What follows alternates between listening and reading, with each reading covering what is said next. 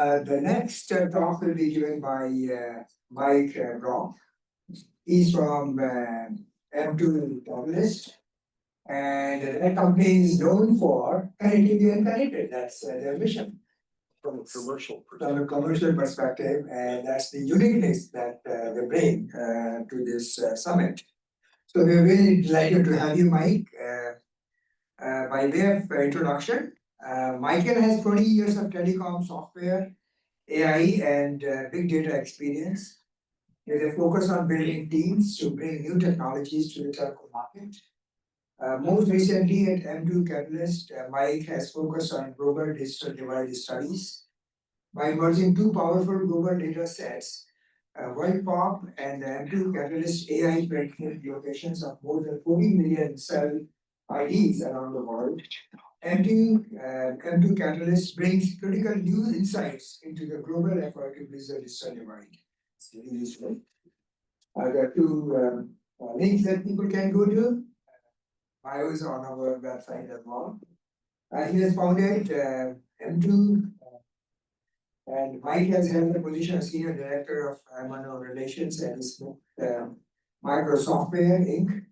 in Aliso Viejo, California, and the CEO of NetGUI software from 2000 to 2006. Michael has managed complex telecom software rollouts, leading global organizations. And delighted to have you, Mike. Thank you. Thank you very From much. the public perspective. The floor is yours. Thank you. Do I attach this? And then we've got the PowerPoint here. Right there.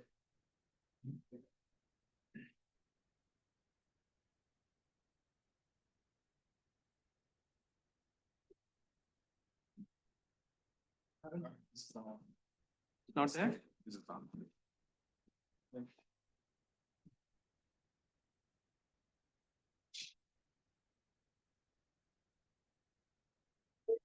While we're waiting for the PowerPoint to load, just a quick introduction. So first, thank you to the IEEE members for having me here. I also have visited many other conferences, Connecting the Unconnected. I flew out to Kuala Lumpur and gave a presentation at a session there for the Asia Pacific market as well. So M2Catalyst is a company. What we have, we work with customers like Verizon, Vodafone, or big cell tower companies. They cover 40, 50 countries around the world. Those cell tower companies are looking for where do we put the next cell tower? Or Vodafone in multiple countries is where do we put the next cell tower? So they're using data that we're crowdsourcing. And when we crowdsource, we have to comply by all the privacy laws around the world. GDPR compliance, California Consumer Privacy Act, their privacy laws that say, hey, you can't collect this information unless you get all the approvals from the consumer. So we deploy on hundreds of apps, and maybe 25% of those consumers say, yes, you can collect data off of our phones. And what we specialize in is collecting data when people hit fringe coverage in those signal readings. Oftentimes those are in buildings, in homes, and we ran big studies on indoor versus outdoor network performance. And what we're trying to do with our studies is we're trying to break it down into use cases. And those use cases are, do people have enough connectivity?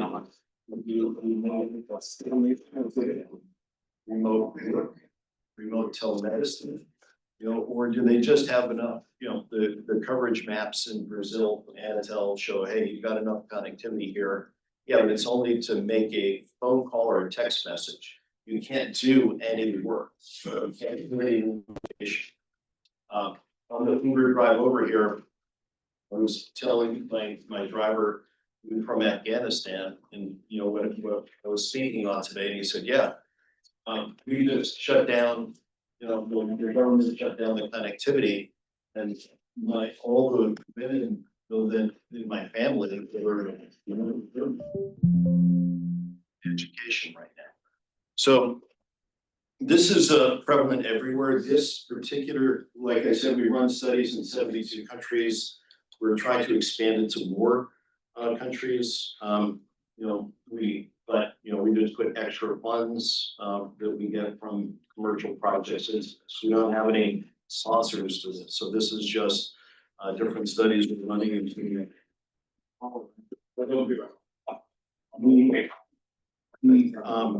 Connectivity, like I said, we're trying to break it down into use cases, remote education, healthcare, remote work, but also public safety, things like that, et cetera.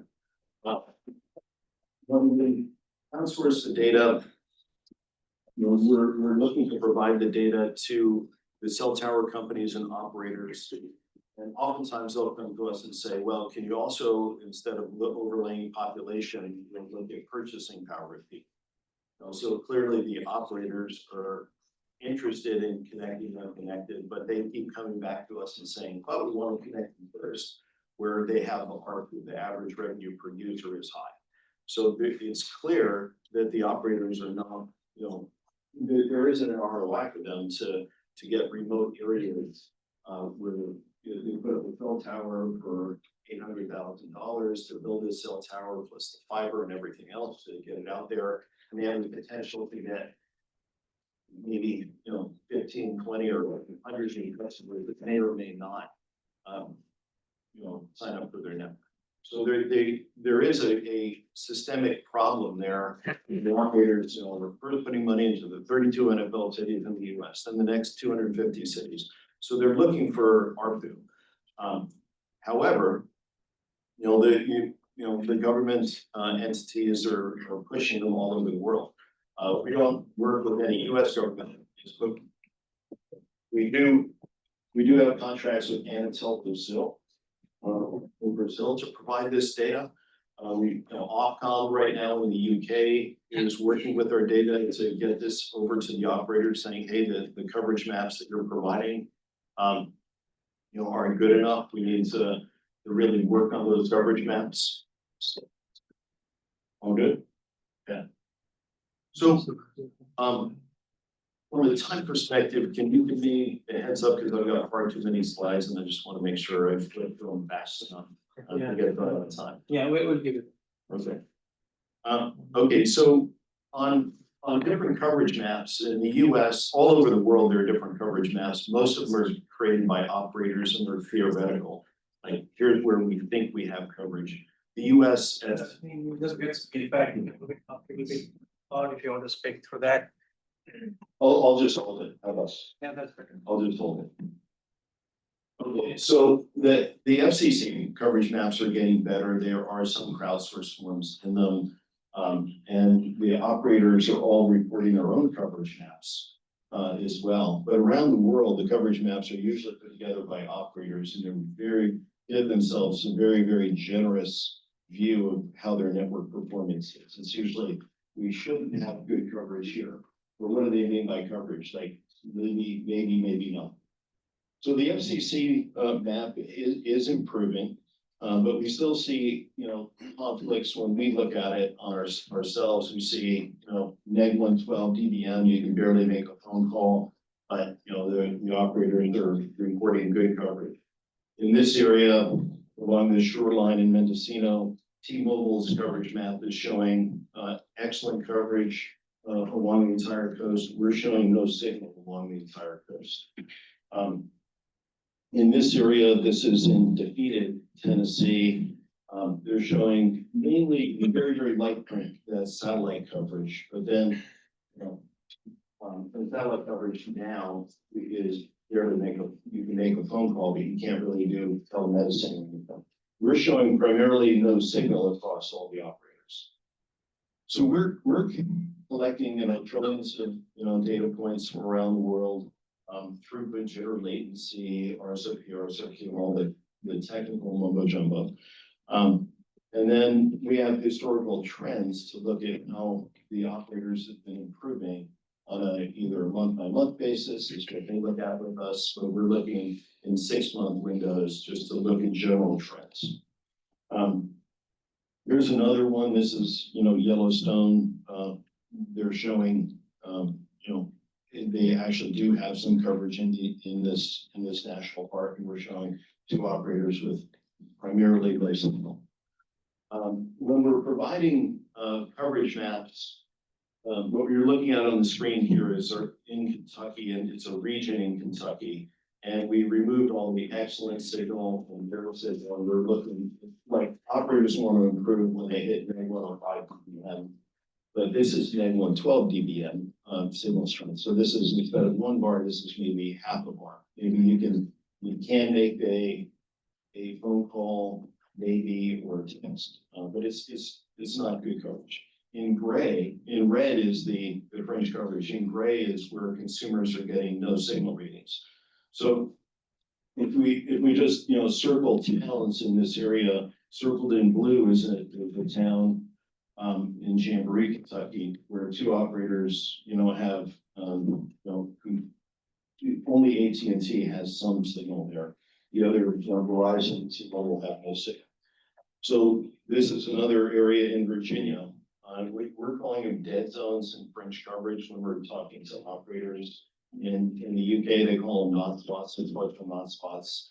In Germany, they're calling them white spots if it's a dead zone. Like they're showing no signal there, so it's dead. So just globally, they don't understand connected that well. So we're putting it into their terms. In this area in Virginia, you can see circling towns that have no signal. This is in Pennsylvania.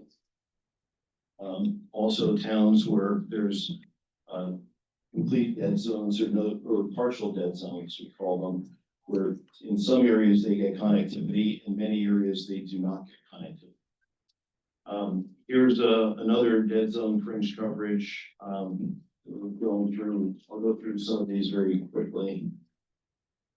So you see in Utah here, Pike, Utah. Right, so this is more, these are the last 2 slides here that I wanted to talk about.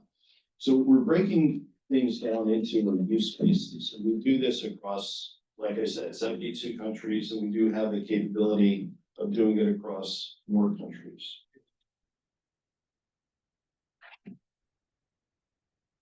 Okay.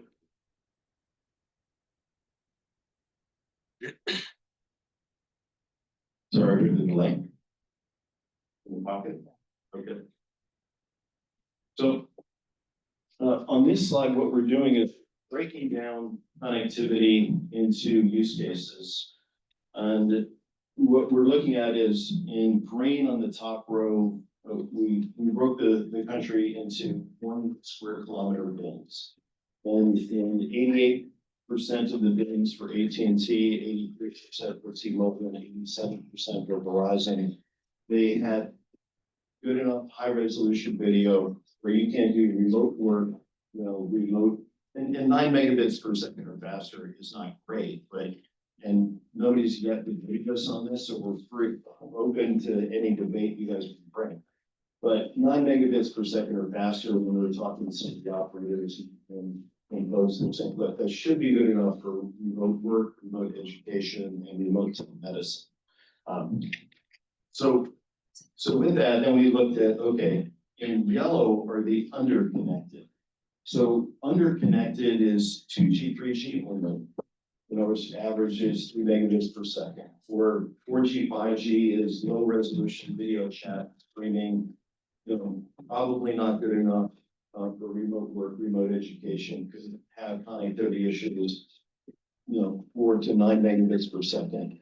And then in the underconnected, we've got 4G, 5G. It's like only audio basic browsing. So that use case is like I can do audio or basic browsing and text only. So the underconnected, we're showing an average of about 10% of the location, 1 square kilometer locations in the US underconnected. And a little less than 1% are unconnected, the unconnected are 3% for AT&T, 6% for T-Mobile, and 4% for Verizon. So when you're looking at a country like Brazil, these numbers are way different. It's like, 15% of the locations that we collect data from are unconnected. So this study does not, that we do are where consumers are using mobile phones and attempting to connect. This is not just finding population that has no access to mobile phones yet. There's consumers that are attempting to connect as they're driving, they're going to small towns, they're going in buildings, and they get zero connection where they're underconnected. So this is enticing we do that because that entices the operators to say, hey, you've got people that are trying to use mobile phones, and in 6% of the locations, T-Mobile, we've got no connectivity whatsoever. So this is the last slide. And it just quantifies the number of locations that AT&T, T-Mobile, and Verizon have dead zones. So these are each 1 square kilometer. So AT&T has 48,000 locations that are 1 square kilometer that have zero signal. Like this is where consumers are trying to use cell phones to get no connectivity whatsoever. T-Mobile and Verizon have much higher unconnected locations. The underconnected locations are 170 to 190,000 each 1 square kilometer. And the cell tower companies are then coming to us and saying, well, if you have 3 operators all have underconnected locations, then maybe we can get 3 operators on our cell tower, and then there's a return on investment. Or maybe there's a neutral host. So as we talk to folks in other countries, they say, hey, we want to put up one instead of 3 sets of 3 sectors, 1 set of 3 sectors that is a neutral host. So therefore, any operator could use these antennas. So then what we do on the very bottom of the screen is we deploy these data layers to operators and cell tower companies. The ones we do for, the regulators, they have, all this interest in pinpointing where these are, and then they report it back to the operators. So I think, the bottom line here, to wrap up is, we're working with Anatel in Brazil and Opcom and, US customers like, Verizon and a lot of the big cell tower companies.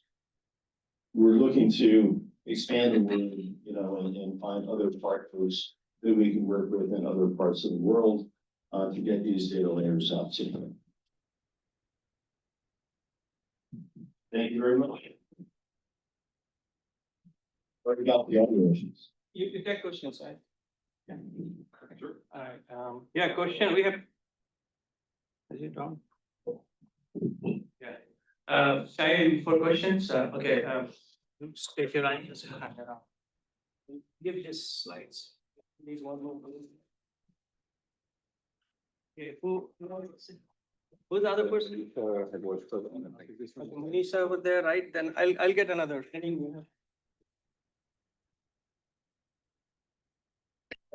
Signal. You get the data secondary or more. Your test data is taken mobile or SSM.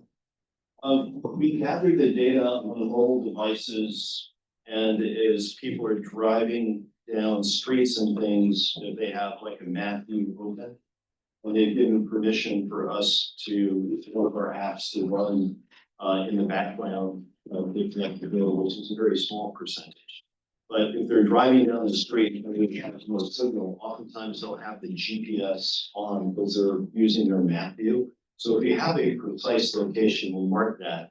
So that's what all those no signal readings were on these maps. Because when people are driving down roads, they'll get a no signal reading, we'll mark it, and we say, hey, here's the dead zone. So on average, we're collecting maybe a few hundred records per user per day.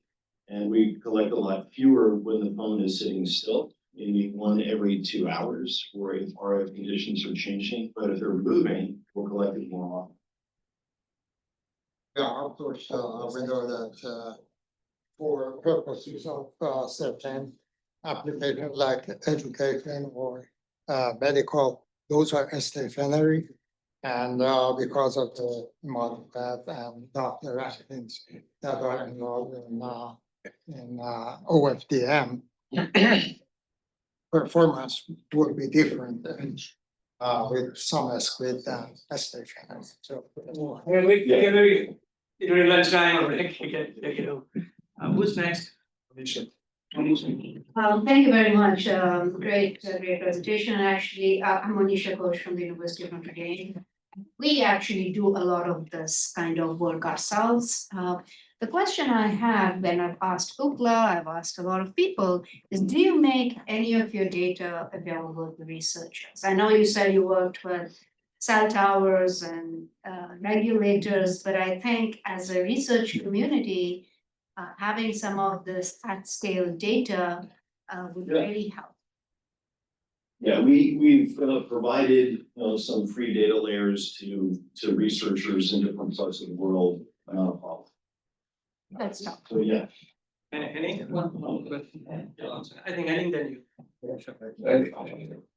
So one of the, thank you for doing the data gathering in particular, is one of the questions that always arises is that there's a big difference between coverage when you're fully outdoor, as in you're standing, walking around, Yeah. whatever, with your phone in your pocket, versus you're in a vehicle, which is some approximation of a Faraday cage, and or in a building.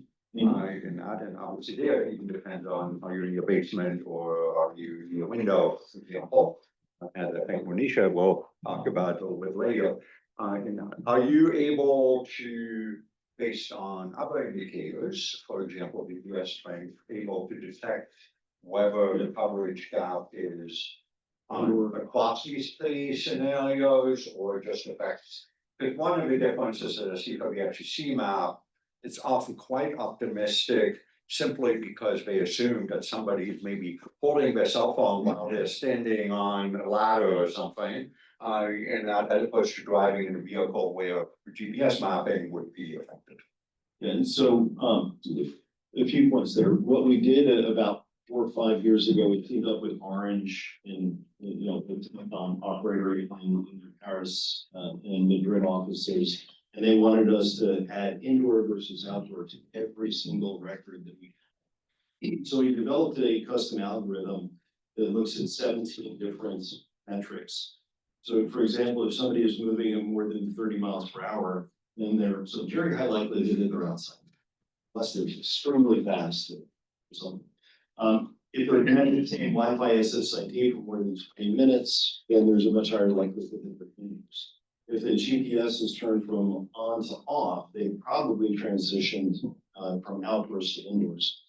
So what we do is we deployed that initially on the back end. It took a massive amount of processing. So we put it into our data collection system, and all 17 of those APIs are calculated.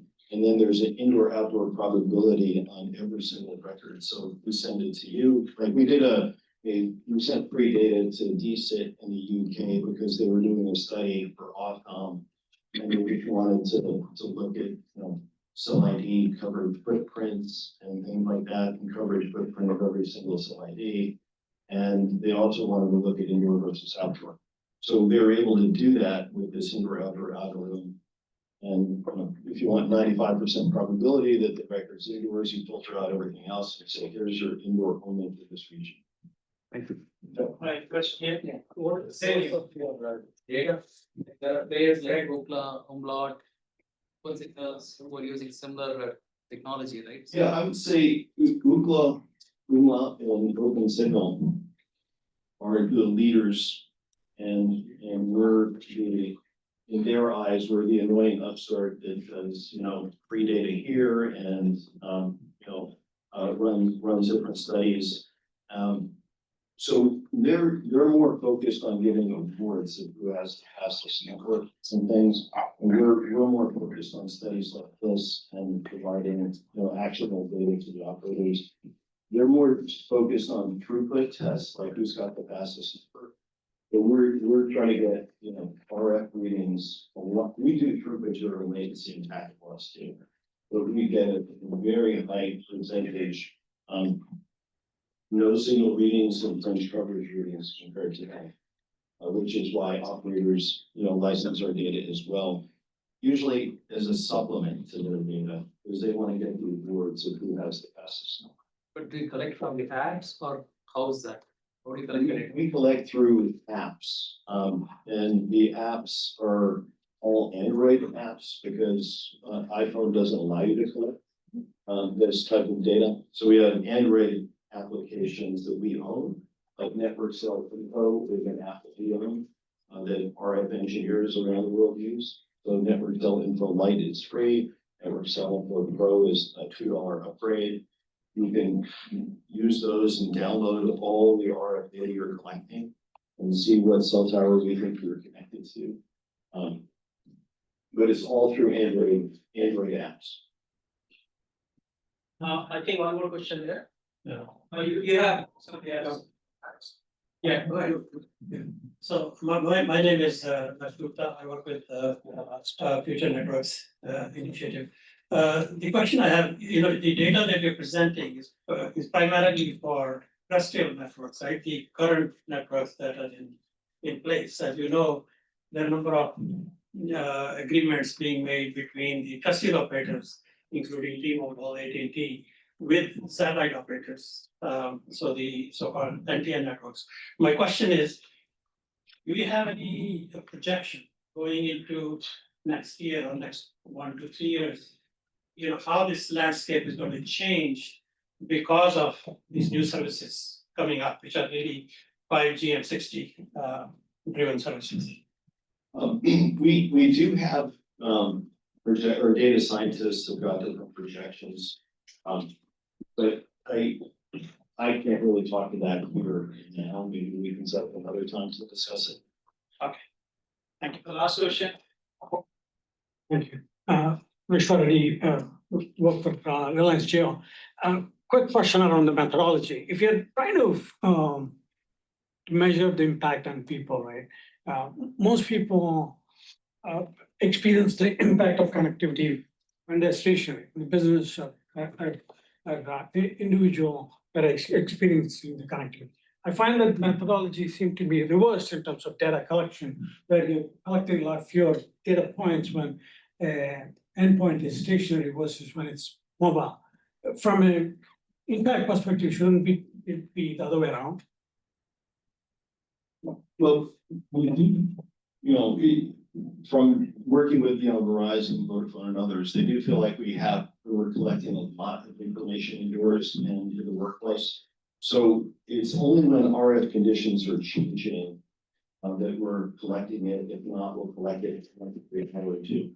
So after a month of data collections at somebody's home or office, we might have 200 readings at the home, 200 readings at the office, and you look at 6 months, and then so the reason that we accelerate data collection when people are moving is to make sure that if there's a new location and RF conditions, RSRP or RSRQ has changed, we flag that and we mark it and we've got a precise location and we collect it more quickly. So on a daily basis, we are collecting fewer when people are sitting still, but it is statistically still a lot of data coming in on people's home and workplace because if we are getting 20 a day at home or 20 a day at the office, we're looking at a month of data. There's a significant amount of data in people's homes and offices to be able to understand how they're connected. Yes. Okay. All right.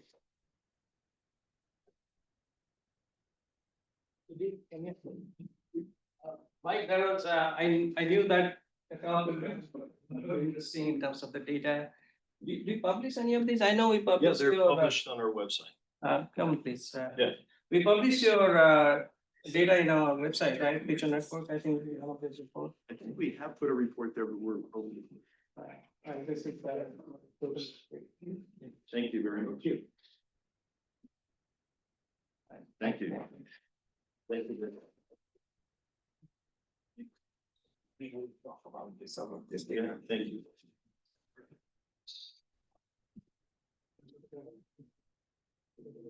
Next. So we have two more talks before the break. I know we're running a little late, but we have some buffer time during lunchtime. And folks who have brought posters during the break.